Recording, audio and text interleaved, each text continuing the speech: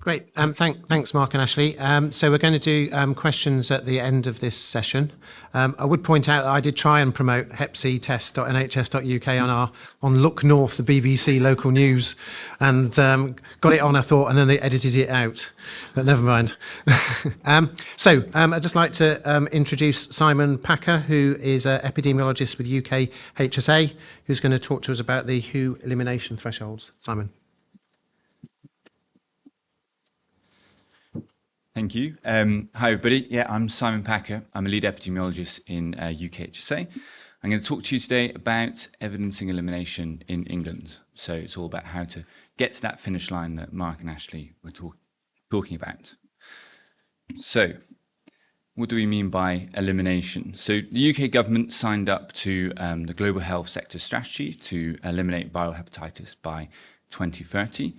And what does sort of elimination mean? Well, it's a set of targets that would indicate that viral hepatitis is no longer a public health problem in the UK.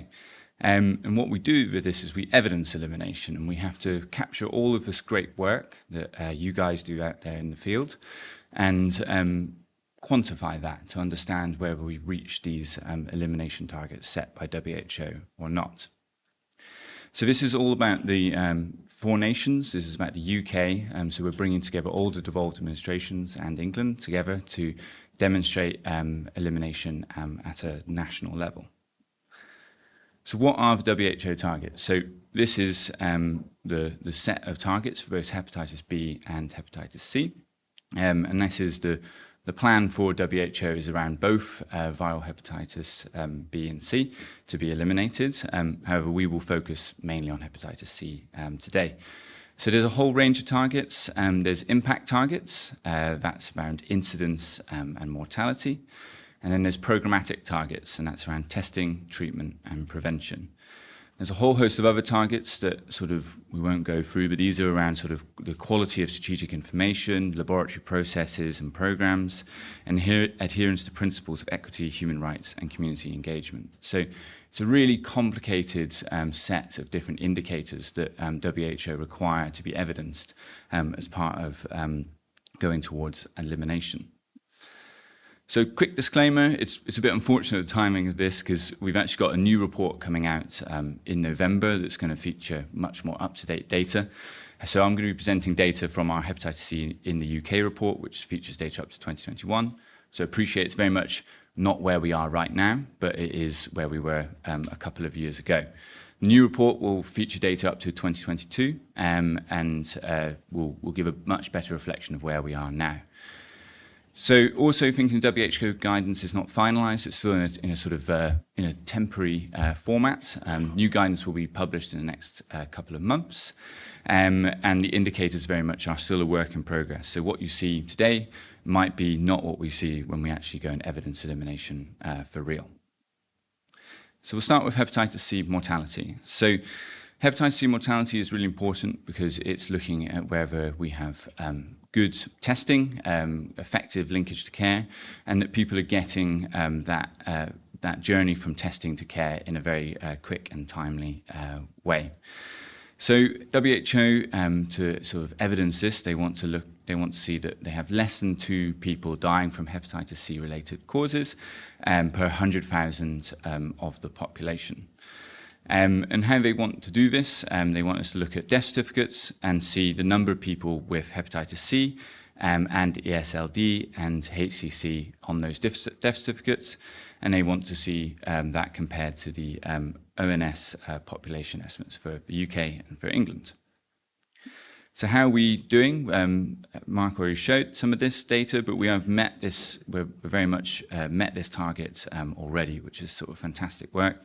Real testament to the great services that we have in England. So we currently have a rate of 0.47 per 100,000 population, so much lower than that less than 2 number that the WHO are looking for.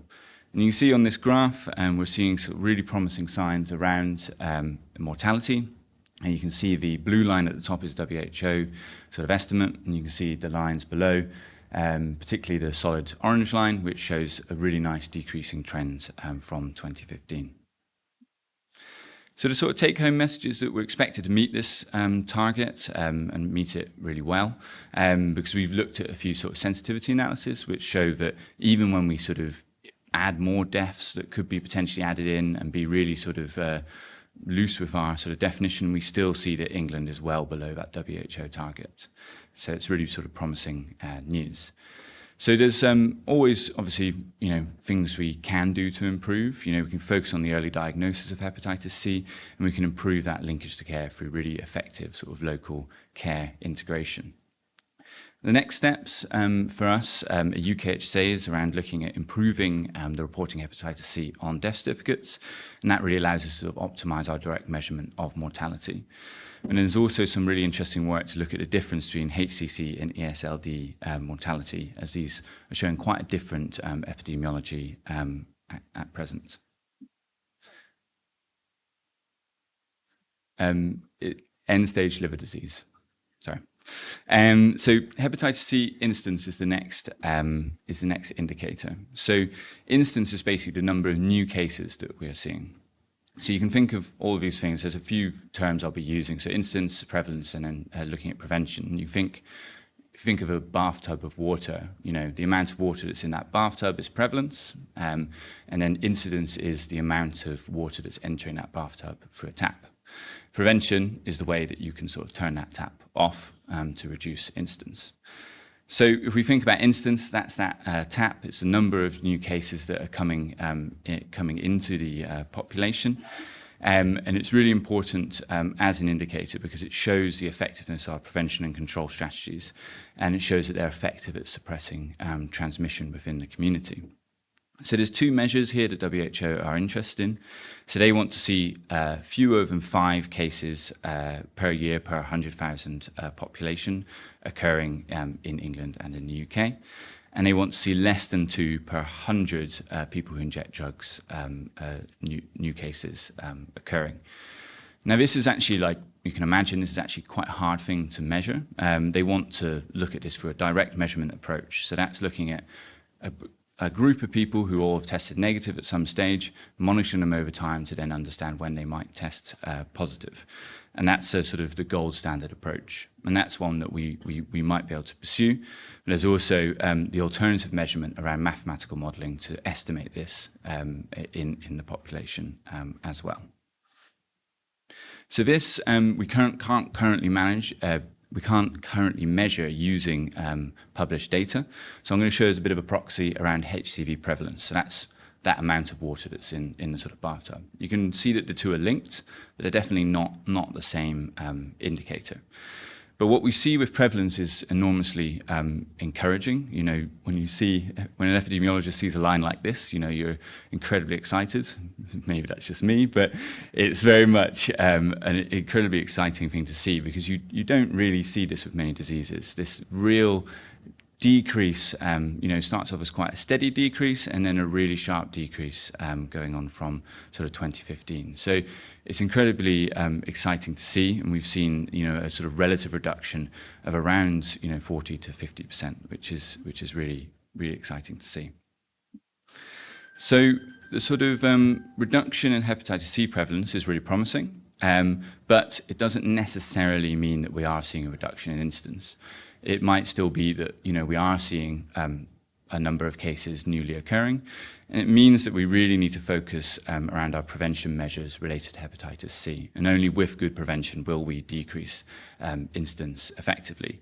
And that means sort of ensuring that adequate provision of injecting equipment is provided to people who inject drugs. It's also about trying to reduce the rate of reinfections as well. So our next steps is around evaluating information from direct measurement approaches, such as the needs assessment, but also developing modelling approaches to be able to estimate incidence and triangulate that with estimates from other data sources or studies. So the next indicator is around hepatitis C diagnosis. So this is basically out of all the people who have hepatitis C, or the number of people we estimate to have hepatitis C in England, how many of them have we actually diagnosed? So this is really important because it looks at testing coverage. It says, have you got a testing system that can actually, test across the whole population, identify those unknown populations? And there's, a whole stream of work around trying to improve testing coverage, and that's really important for this indicator. So the WHO wants to see greater than 90% of people with hepatitis C diagnosed within the country. And this is, it's quite a tricky thing to measure, but the numerator is what we look at is the number of people who we have a record of being diagnosed with hepatitis C, and then the denominator is that estimate of prevalence. So how many of those people have we actually diagnosed? And this is really sort of quite provisional, what we're sort of looking at the moment here. So, very much you can see by the upper and lower estimate, there's a very wide range in between this. It's very provisional data, but it does give us an indication of where we are potentially at. And you can see that we have actually, done incredible work to diagnose a very large proportion of people in England, and the range is between about 50 to about 80%. But again, these are very provisional numbers. But it does show that potentially we're not at that 90% level that WHO show, even with our sort of most generous estimate. And that could be for a number of reasons. It could be due to data quality reasons, and it could be due to actually there are large pockets of people with hepatitis C out there that we don't know about. And that's suggestive as, re-engagement exercise. We found that around 39% of people couldn't be contacted as part of that exercise, suggesting that there were people who were testing positive out there who haven't been identified by that re-engagement exercise, although they may have been identified through other means. So it's thought that there's a really large proportion of people with hepatitis C who have been diagnosed, and that's really great to see. But pockets of undiagnosed cases do likely remain in England, and we need to do sort of more to try and find those. So we need to think about improving case finding coverage, and that is sort of around all those great interventions that we heard are being rolled out, such as web-based testing, antenatal screening. We need to identify and underserved populations and make sure that testing is directed to those people. But also importantly, we need to make sure that all positive cases are reported to UKHSA. So if there's CEFID samples that you've tested, or there's different testing things that you've done, and it hasn't been reported to UKHSA, it will never appear in our numbers, and we'll never be able to integrate it into that, into evidencing elimination. So the next steps are around looking to improve the methodology to calculate the number of cases that are diagnosed, improve reporting so that all cases of hepatitis C are collected by UKHSA and are able to be integrated into that indicator, and then also do some work to understand what the difference between the re-engaged and those who are not found, and then try and identify where the gaps are related to that and use that information to direct testing. So hepatitis C treatment. So this is important because we're looking at people who aren't treated are potentially a greater risk of having serious health outcomes, so increased potential mortality, but also those persons are potentially able to transmit within the community as well. So this has really wide-reaching implications. So WHO are looking for greater than 80% of people who have been diagnosed with hepatitis C to be initiating treatment. And this is quite easy to calculate. So the number of people who have been already diagnosed with chronic hepatitis C infection who initiated treatment compared to all of those people with already diagnosed chronic hepatitis C infection. And that gives us that proportion of people who have initiated treatment. So how are we doing in relation to this? So this is relatively out-of-date data, but there is, we're around the 73% mark at the moment. So we can see that testing has actually been, the graph next to this, we can see testing has actually been quite sort of variable over time, and we can see that COVID has had a significant impact on the ability to get people onto treatment. So it shows that there is sort of a large proportion of people who have been put onto treatment, and potentially there are an even larger proportion of people who have been on treatment but who haven't been added to the treatment register. And there's potentially people who've been added to the treatment register who don't have sufficient identifiers to us to be able to include them within our analysis. So there are definitely data caveats associated with this number, but there are certainly things that we can do to sort of improve further. But it shows that you know, a high proportion of people are on treatment, which is brilliant, and that prevents transmission, ensures that long-term health outcomes are protected, but further improvements can be made. So we can ensure that care pathways at a local level are really well integrated, especially in settings like prisons or in drug services. We can ensure that all cases who start treatment are reported on the treatment register, because if they're not, you know, they won't actually appear within our data. And really important that treatment completion is really well completed on the treatment register. So the final sort of indicators around prevention. So this is sort of the cornerstone of any public health intervention. And there's three sort of main, the main reason this is important is that it prevents people from acquiring the infection in the first place. There's three main indicators here. So it's around 0% unsafe injections within healthcare settings, 100% blood safety, so that means screening or blood donations for hepatitis, and then also the provision of needles. So they expect around 300 needles and syringes to be supplied per person who injects drugs per year. So this, again, is something that is only really the sort of methodology around this WHO is still very much working on. So we don't actually have sort of many ways to sort of measure this, although we're working with WHO to sort of find out better ways to measure this. But some sort of provisional data that we can use to sort of understand where we're at with this. So as a sort of proxy measure collected through the Unlinked Anonymous Monitoring Survey to see how many people who inject drugs report having adequate needles available to them. And we can see that this is around 66%. And so it indicates there's a potential shortfall in terms of people who inject drugs having the available sort of needle syringes to be able to inject safely. For the other two indicators around blood safety and safe injecting in healthcare settings, we assume that these probably have been met because there is legislation in place that actually says there's a legal requirement for blood donations to be screened for hepatitis, but also for safety engineered syringes to be used within healthcare settings. So targets on safe blood and injections are assumed to be met, but we do require a way to actually measure these, and we're working on that. But there's gaps in NSP provision that seem to be apparent when we look at data from the UAM survey. And in terms of what we can do around this, I think it's important that even if needle syringe provision is maybe out of maybe the NHS's control, it is important that we advocate and support services to provide NSP to the persons in need so that we can improve coverage of NSP and ensure that people have safe means to be able to inject and to be able to reduce incidence of hepatitis C. And the next steps are around to develop a surveillance system to actually look at NSP provision in England, and a pilot is underway to do this, and then identify data sources to look at blood screening and safe injecting. So that's all sort of the main targets, and those are the ones that you would primarily be sort of interested in.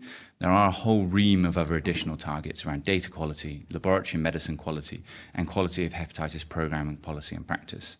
And these are all shoved in a sort of appendix at the end of this WHO report, and then less about quantifying the sort of epidemiology and more about sort of just saying, are certain things in place that can ensure a successful program?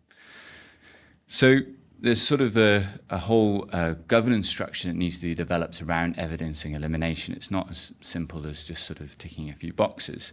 We need to make sure that the Department of Health can apply to WHO to set up what's called a National Validation Committee. That's supported by a secretariat that will be based in UKHSA and has a whole load of working groups underpinning it.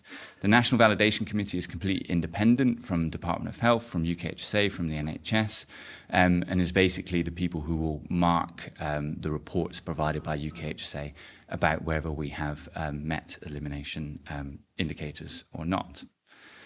So what are the sort of local implications? So I'm thinking about, can we use this to demonstrate microelimination at the ODN level? The answer is sort of yes or no, and we're still trying to figure that out. And as the guidance is still temporary, we're going to see whether we can and work with colleagues to see whether we can put that in place. Local data quality, that is the main thing I'd like you to take away from this. You know, your data is really key to this, and it's key to the national success of elimination, and your local engagement with this program is essential. So the take-home messages, so we've made significant progress. You know, that is really clear from the data, and there's a great, you know, it's really inspiring to see, and there's a great thank you to everyone. You know, you've sort of changed many lives of people living with hepatitis C out there. Measuring progress towards elimination is really challenging, and your data really helps us with that. The better quality data you provide us, the better we can do our job. But also, if you don't submit any data to us, it won't show up in any of the elimination statistics. We need to improve how we evidence elimination and work on these indicators. We've got working groups with the devolved administration to do that.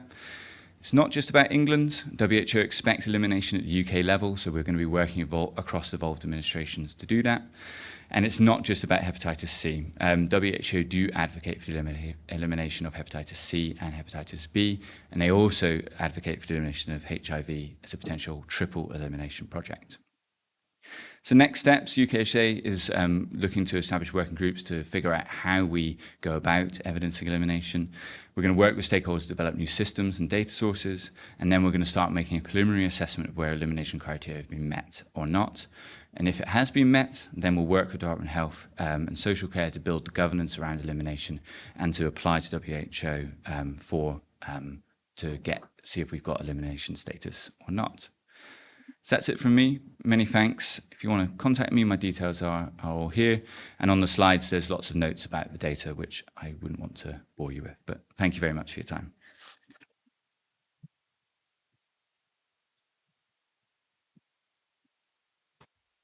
So if I could invite Ashley and Mark to come back up, and Simon, do you want to hang around the podium as well, just so you're on the camera? So Aidan and Elliot have got roving microphones, so whilst they're just finding people who've got any questions, if you raise your hand, they'll come and put the microphone in front of your face. Can I just ask, Simon, you said about improving death certificate reporting as one of the goals. I wasn't sure what you were concerned about and what your plan was to improve that. Could you let us know? Yeah, so death certificates, obviously, there's quite a complicated process around death certification, and hepatitis C doesn't actually show up that frequently on death certificates, even when we have sort of find evidence that that person maybe was infected with hepatitis C through other sort of healthcare records. So we need to work sort of across the system to make sure that hepatitis C and associated comorbidities are really well reflected on death certificates. Because again, if it's not on there, then we can't see it and we can't record it. So yeah, we need to improve how hepatitis C is recorded on death certificates. Great, thank you. Any questions anyway? Okay, so wait, I've got another one. So if I can ask Ashley and Mark, I mean, my biggest concern in our area is reinfection, and clearly, unfortunately, harm prevention is not within the NHS's remit. Do we think that the NHS should be taking more of a firmer hold of reinfection and harm prevention, because the services that are providing that are underfunded, and in my experience, is not working? I don't know whether we've got data on how many people we're treating for the third or fourth time, but it'd be interesting to see that. Yeah, just in relation to that, I think where we're looking at reinfection, where individuals have already been treated, I certainly think it is the responsibility of the NHS and the ODNs to try to ensure that viremic treatment is maintained for those individuals. So I would see that as being an absolutely legitimate part of the NHS's remit to support people to remain PCR negative post-treatment. So however that's done, whether that's through the provision of needle and syringes or additional peer support, additional case management work, whatever it takes to keep people viremically negative. I think the difficulty comes when we're talking about a whole system of prevention and needle and syringe provision and other interventions. that clearly sit elsewhere. That is much more difficult for the NHS to take on those commissioning responsibilities for an entire population, even in areas where local authorities are going bankrupt, which is, people will have seen in the news last week. The NHS will fairly quickly go bankrupt if we bail out every single local authority prevention service in the country. The NHS wouldn't be able to manage it. So I think we have to focus on the individuals who are coming into treatment and trying to support them to maintain the benefits of that treatment. And that is an NHS responsibility. Stuart, I think you were next. I'm going to just roll back to the death certificates, I'm afraid. If anyone else has got a question about what's just been mentioned, I'm happy to wait. So on the subject of death certificates... I was just going to say, until needle syringe programs are made more widely available, not just 9 to 5, Monday to Friday, I think there's always going to be a reinfection issue.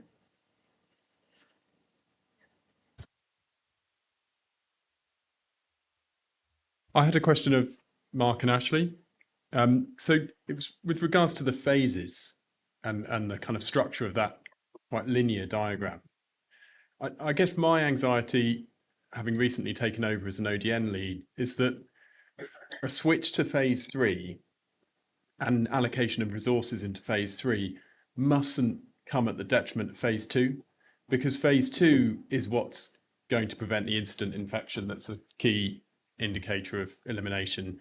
And it's phase 2 that's going to be the backbone of maintenance, which is the kind of phase 4, I guess. So we're almost going to loop back to it. And I just wondered how you thought we should, as ODN lead, Ashley, and head of program, Mark, how we balance finding the people with historical infections who are not likely to infect other people at this stage in their lives against preventing incident and treating incident infection as described in phase 2. Just to say, though, that the phase 3 people are the ones that are going to affect the mortality, because they're often middle-aged or older. They don't know they've got Hep C, and they are the ones who are going to present through A&E with their end-stage liver disease or their HCC. And so, we do have to focus on those as well. So on the one hand, we're doing the incidents, but on the other side, we're doing the mortality. So you do need to balance those two together. I don't think it was ever an intention to say those 3 phases, one stops and the next one starts. It's about how you reorganize the resources that we do have to ensure that we tackle all 3 of those. Stopping the incident infections is the first priority, but actually dealing with those people who are undiagnosed that have the risk of mortality is important. And on that point, can I just say about the death certificates, what it's sometimes very difficult to do is to separate out the relative contribution of hepatitis C to end-stage liver disease or HCC. So somebody who was treated 10 years ago, but is still misusing alcohol or has fatty liver disease, who subsequently develops an HCC, it's very difficult to say what was the relative contribution of the Hep C to that. The Hep C may have been an innocent bystander in somebody who develops end-stage liver disease or cancer as a consequence of fatty liver or alcohol misuse. So we have to be really, really careful about that. But sorry, that's just my 3 pennyworth. Sorry. Yeah, just similarly, I would say in terms of the phases, it was never an idea to say stop one, start the next. I of course want you to do everything, and do it while we've got the resources, because we're not going to have these resources forever. So while you can be looking at consolidating that testing in prisons, drug treatment services, and other places, we also need to be looking at that wider population while we've got the resources to do that.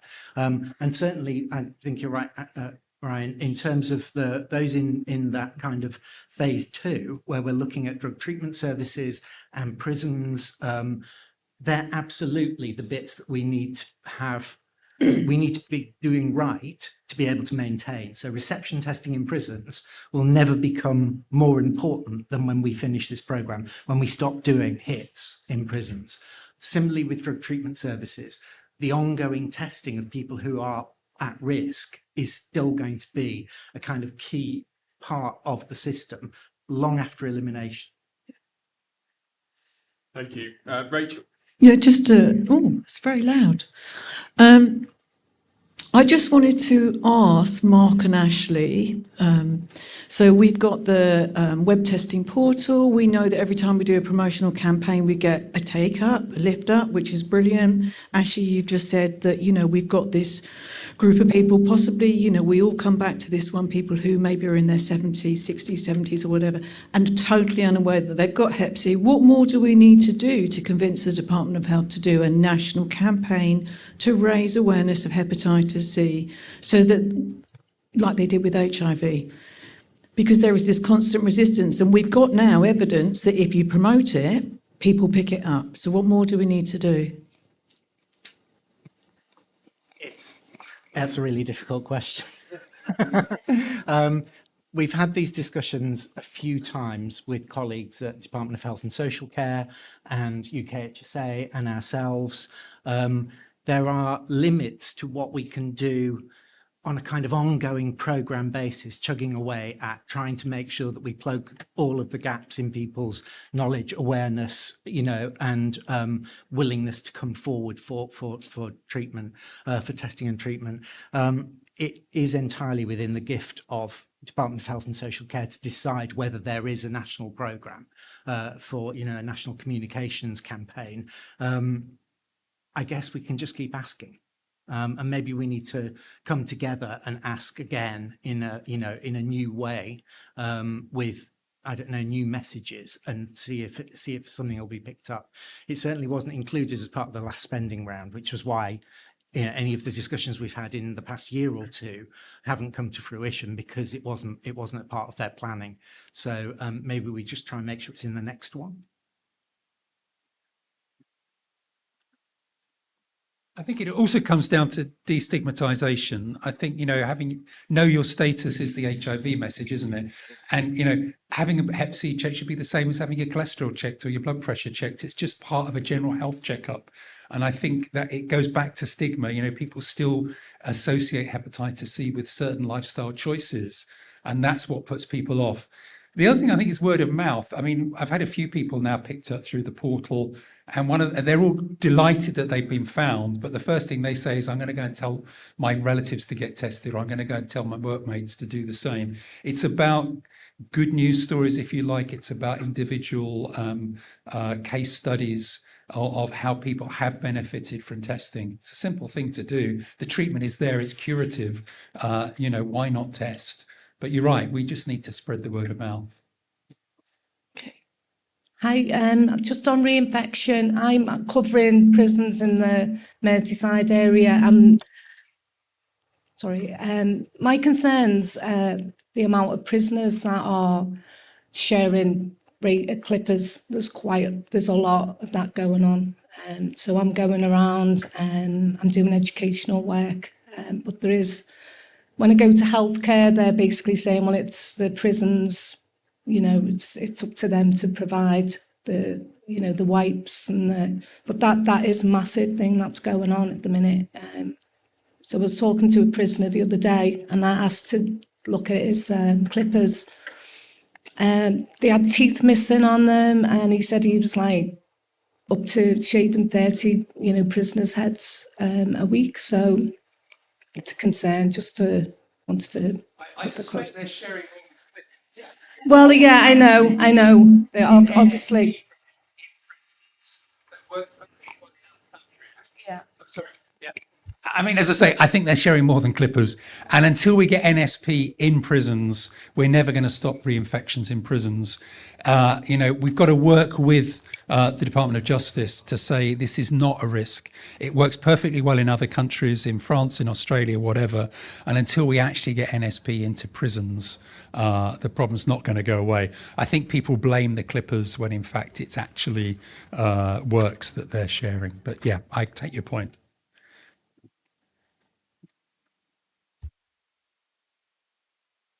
Back to Stuart. It's been answered by Ashley. Thank you. He's just cuddling the microphone. Yeah. Feels comfortable.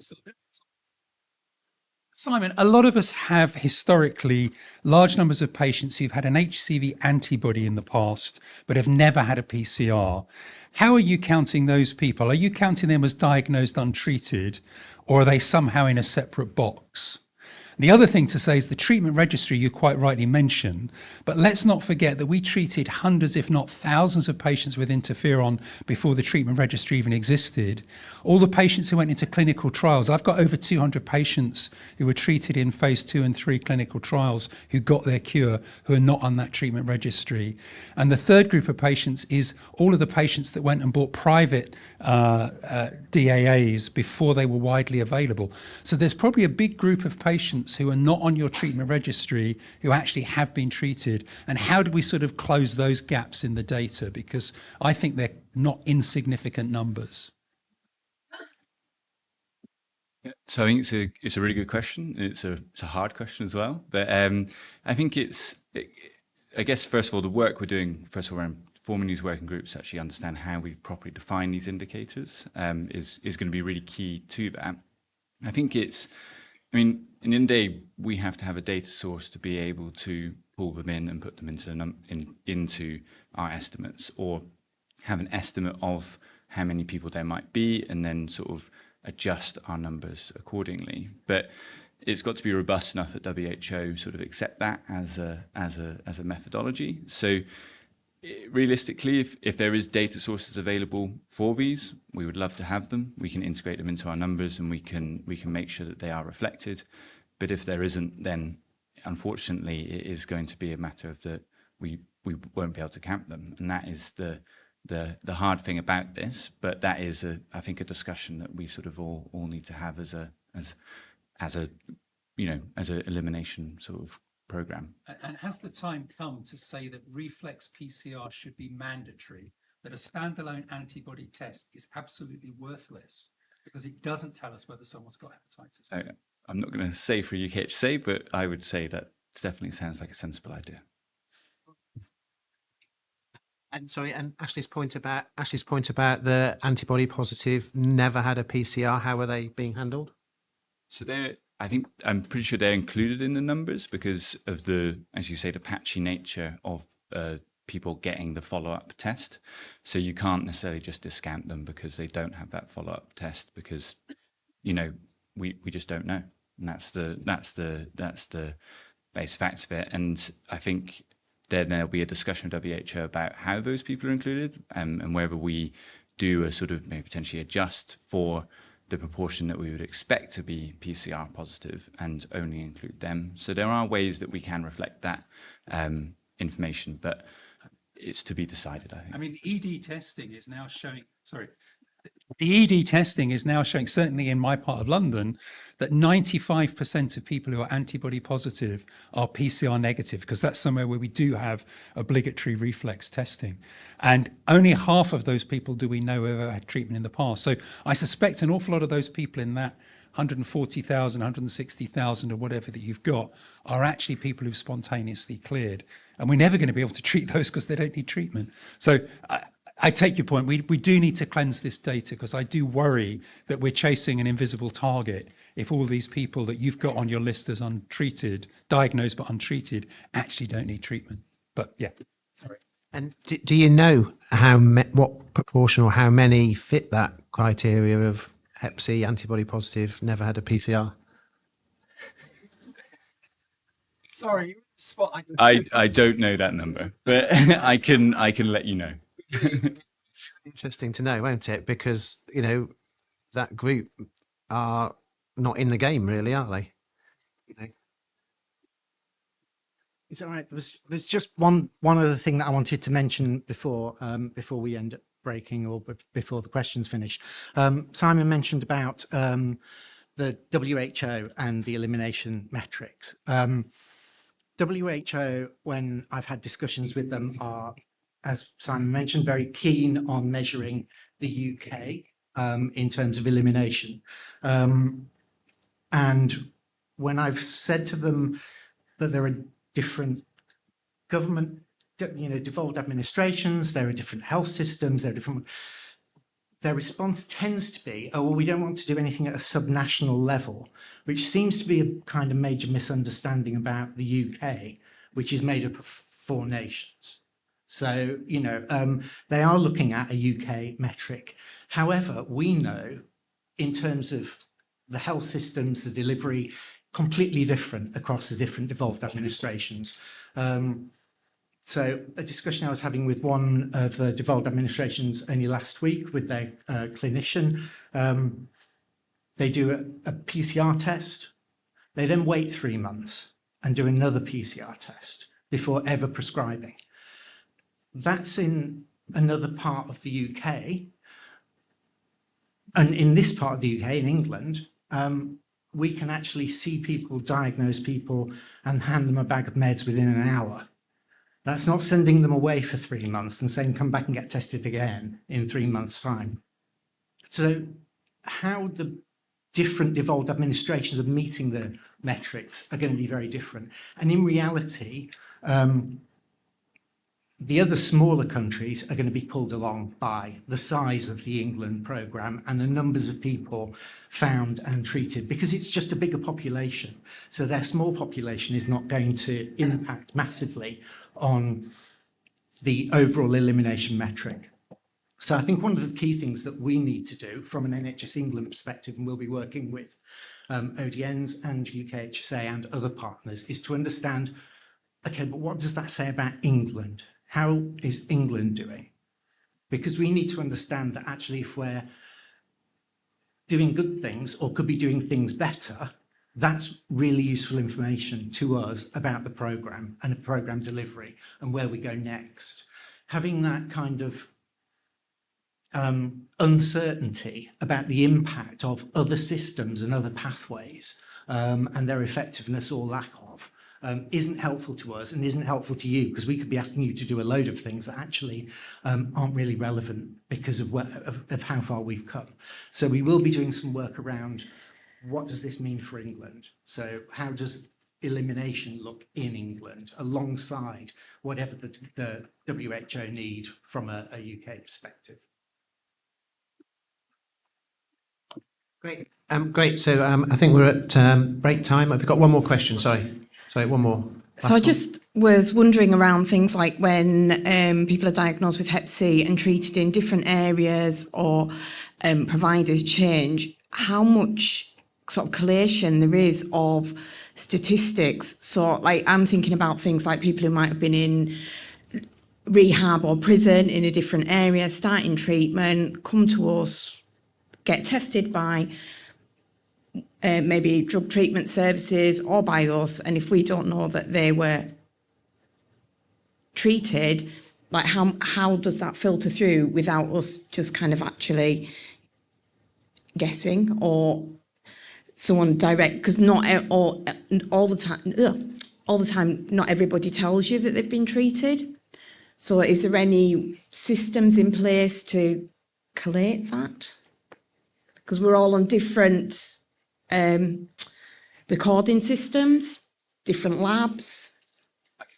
I can give it a go. Yeah, so we've so all lab tests in England, it's legally required that they submit data to UKHSA. So we get all tests across England for hepatitis C.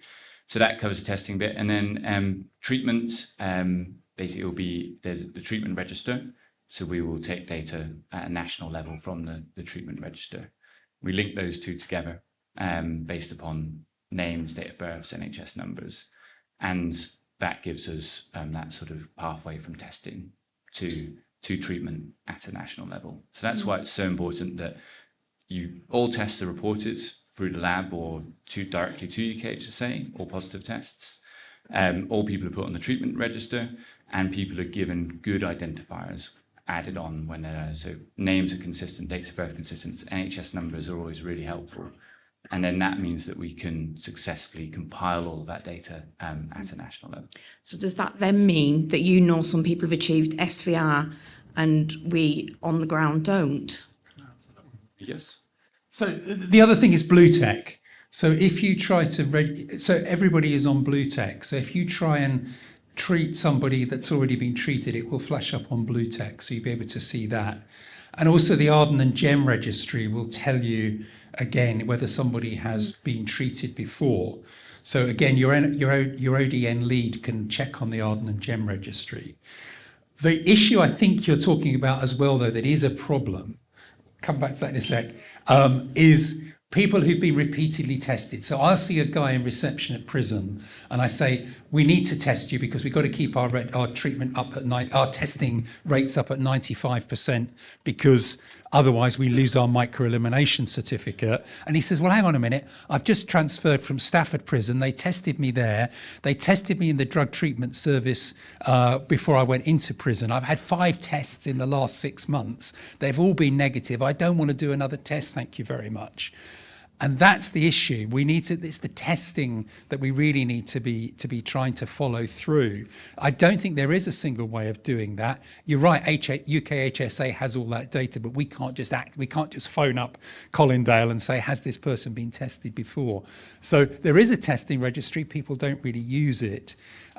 What we really do need, I think, particularly in the prison service, is some sort of follow through to say this person's been tested in the last 6 months, doesn't need another test unless they really want one, but that shouldn't count against your data set in terms of microelimination. Sorry. Straight, and Yeah. you generally, I don't need that. I've got the loudest voice ever.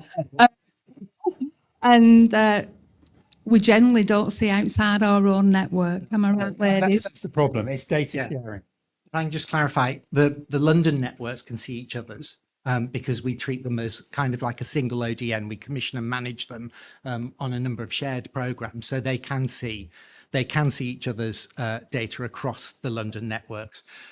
There is a plan in place for updating the registry so it becomes more like a clinical management tool. So if somebody does come into your ODN, you put some identifiers in there, it will flag up if they've been treated in another area or if they've been tested in another area. So that's all work that's happening at the moment to update the registry, to make it more useful for you, really, as well as it being useful for us in terms of counting people through and seeing where people complete and so on.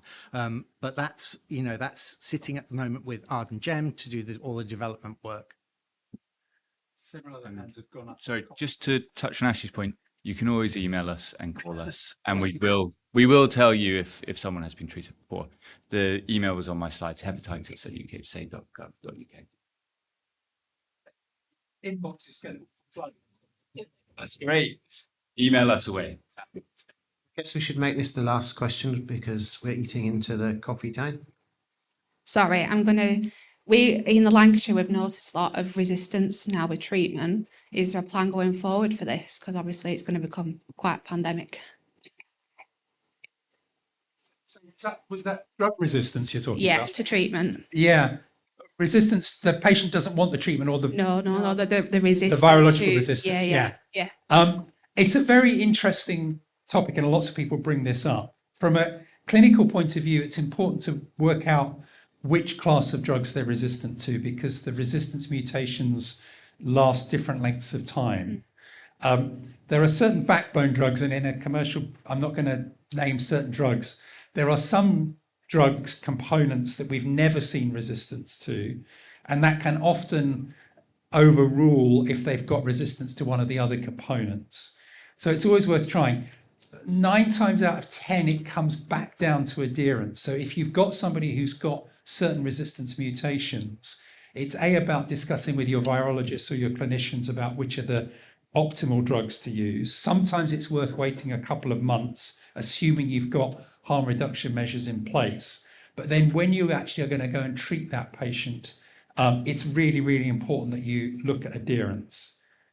The obvious sort of post-treatment failure regimen, and again, I'm not going to talk about it, in clinical trials, that really did actually achieve about 98%, even in patients where resistance was present. So if you've got somebody who's failed a number of drug treatment, the adherence there is the really important thing. That's where you need your peers. That's where you need to look at new ways of putting things into place. I have to admit, I've got one patient who has failed the second line treatment, but they're pretty few and far between. So by all means, if you've got specific cases, I'm more than happy to discuss those, have a look at the profiles, work out what the best options for that individual might be. There is usually some way around that. So it shouldn't be becoming a major problem. It's not like anti-tuberculous drugs or anti-HIV, antiretroviral drugs. It shouldn't be a big issue, but let's discuss those on a case-by-case basis. More than happy to do that. Great. Thanks everyone for a great interactive session.